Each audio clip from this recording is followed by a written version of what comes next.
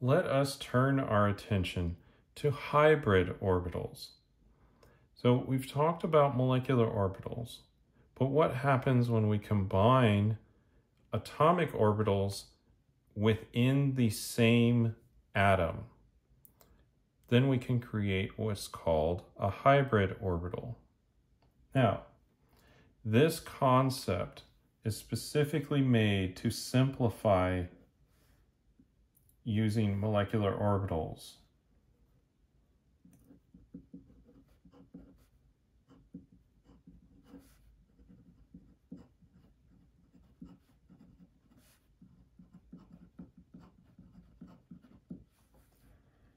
And we can also organize types of geometries using the nomenclature that we've developed for hybrid orbitals.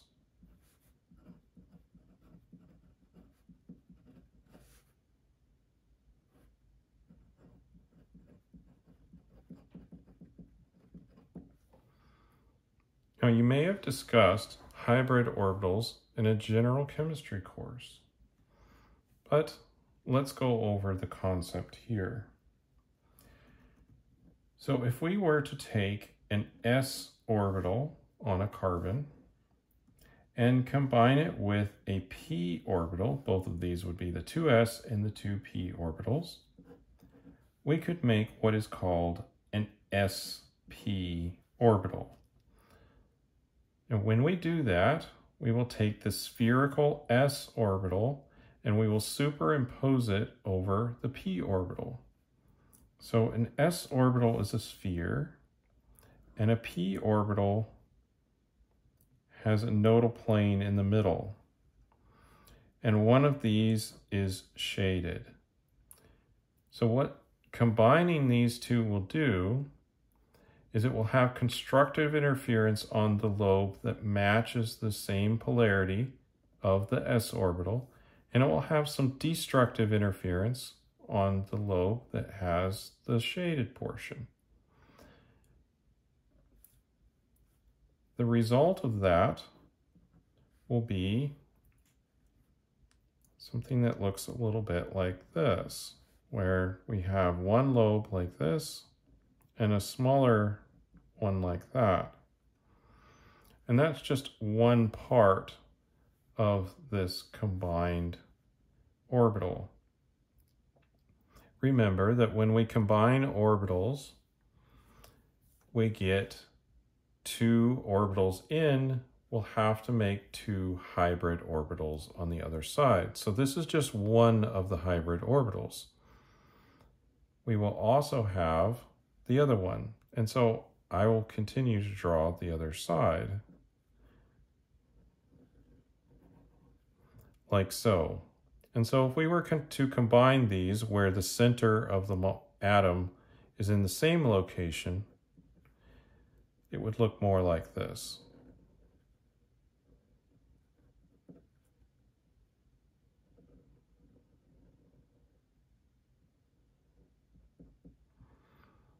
Now, sp hybrid orbitals have a linear geometry because we started with linear components, and they also have unhybridized p orbitals on them. So we really only used one of the p orbitals that's on carbon to make this hybrid orbital. We ended up with two hybrid orbitals because we also used the s orbital to create the hybrid. The remaining two unhybridized p orbitals are still on the carbon and contribute to the chemistry and the geometry that it makes. So I will just draw those two unhybridized p orbitals right here. And I'll just point to this part of the lobe, but the other side of the atom is also part of that p orbital.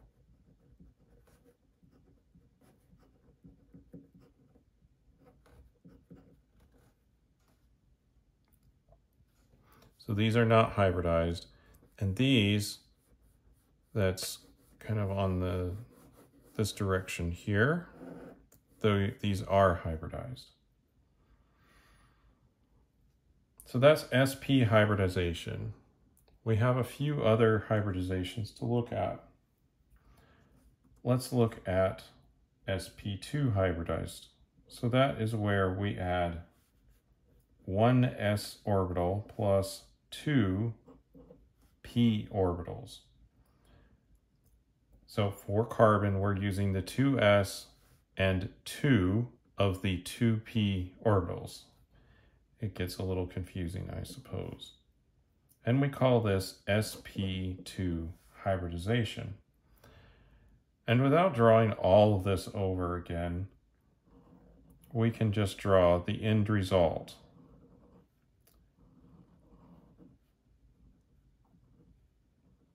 Which will be 3 hybrid orbitals because we fed it 3 atomic orbitals. And keep in mind that we still have a non-hybridized p orbital because there's one additional p orbital. So I will try to redraw this, but I will rotate it so that these are perpendicular to the paper. Because right now, that p orbital is perpendicular to the paper, and it's a little bit difficult to draw in that orientation. So I'll try to draw this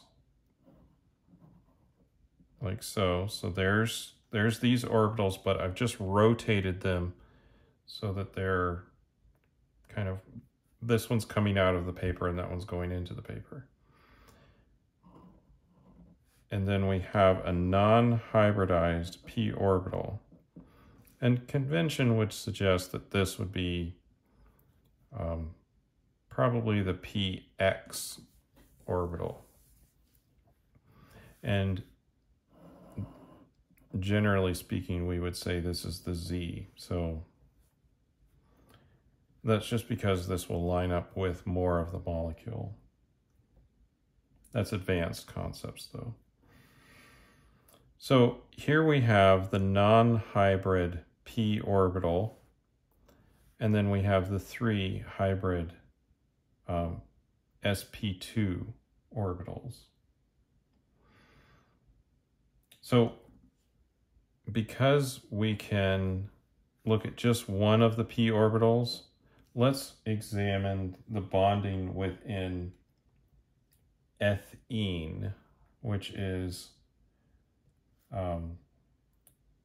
CH2, CH2. So there's a double bond in there. And it will talk through what's actually happening and which orbitals are doing what bonds.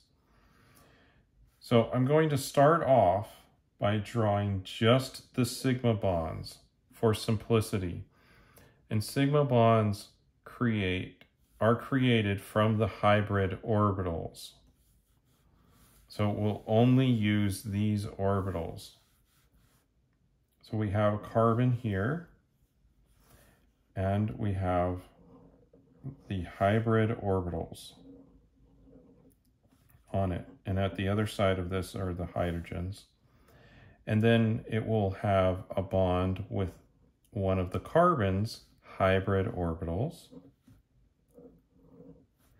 And then also these hybrid orbitals will be bonding to the hydrogen. So this is just the sigma interaction. So one of the double bonds is a sigma bond between the carbon and carbon. Now I will draw only the pi interaction. So we have a carbon and another carbon, and we'll still have hydrogens here, but there is no pi interaction between the carbon and the hydrogen. That's why I'm not drawing any orbitals between them. And when we combine 2 of these p orbitals together, we create overlap on both sides of the molecule. Now, it may look like this is a double bond because there are 2 orbital locations, but this is only a single bond. Now, when it's combined with this sigma bond, that's where we get the double bond. So let's draw this picture with all of the bonding together. I separated them apart because sometimes the drawings get a little bit crowded. So we'll draw the sigma bonds first again.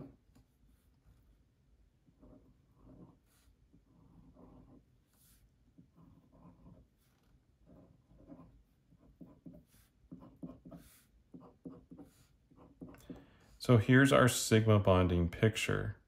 And then we will add the singular pi bond to this picture, even though it looks like there's 3 bonds. This is actually just a double bond. And so sometimes we get a wrong picture from when we're using molecular toys, like the little plastic model kits. And that's just a limitation of what we can do with a plastic kit.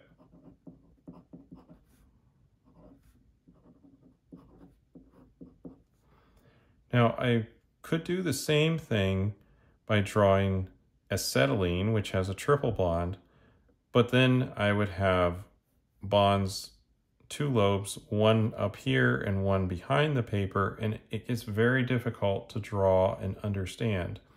So it's just a replication of this, only perpendicular. So there'd be a lobe here and one behind the paper to match. And of course, the hydrogen would be 180 degrees from the other carbon, and only one of them. There are generally good pictures within textbooks, and probably better than I can just casually draw on a piece of paper, at least in a reasonable amount of time. Now finally, I want to mention the sp3 hybridization. And this occurs when we hybridize the s orbital with all of the p orbitals within that shell.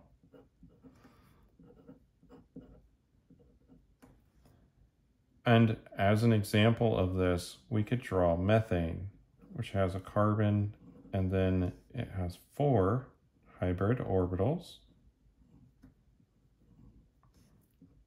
for the hydrogens to bond with. Each of these are sigma bonds. Hybrid orbitals form sigma bonds, and non-hybrid p orbitals can form pi bonds. And so this is the picture that we get. Now, I mentioned that this simplifies molecular orbital theory, and it can organize geometries. So let's briefly expand on what I mean by that. So we often, in organic chemistry, refer to, oh, that's an sp carbon, or that's an sp2 carbon, or that's an sp3 carbon. And we do that because there are patterns of reactivity that is similar for carbons that have the same hybridization. sp carbons have 2 unhybridized p orbitals, and so they react very similarly to other carbons that may have other atoms bound to them because they have the same kind of orbitals available. And the molecular geometry is 180 degrees between portions of molecules that have that sp hybridization. For sp2, we have 120 degree geometry, and it's flat here. And so those are features of the sp2 hybridization. And then sp3 has a 109.5 degree bond angle, and it is tetrahedral for its shape. Now, all of that is a very simplified look at what this is actually going on in these molecules. And so let's just unpack the sp3 hybridization just a tiny bit more and talk about what we're actually implying. So we have our p orbitals and we have our s orbitals. And the implication is that we combine these into 4 new identical hybrid orbitals for the carbon. And if we were to draw a molecular orbital diagram using hybridized orbitals, and let's see, we have hydrogen here, 4 of them, we would expect the bonding to look like this, with 4 bonding orbitals and 4 anti-bonding orbitals, all with the same energy. Experimentally, this is not what we see. I showed in the previous video that we do not actually hybridize if we don't hybridize the orbitals and then we draw a molecular orbital diagram based off of that,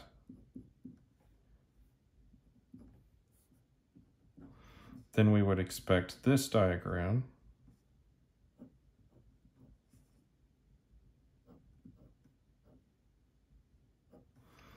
And this aligns, oh, I should have drawn these a little bit lower, but to indicate that they are bonding relative to the hydrogen. But we do see 2 different orbital energies when we measure them using various techniques, spectroscopic techniques that show us the energy of these orbitals. And so molecular orbital theory is a better picture of what's actually going on inside the molecule. But we still use hybrid orbitals and this concept because it's much simpler to deal with, and it often gives us the correct answer. And since it is simpler, we will arrive at that answer much faster.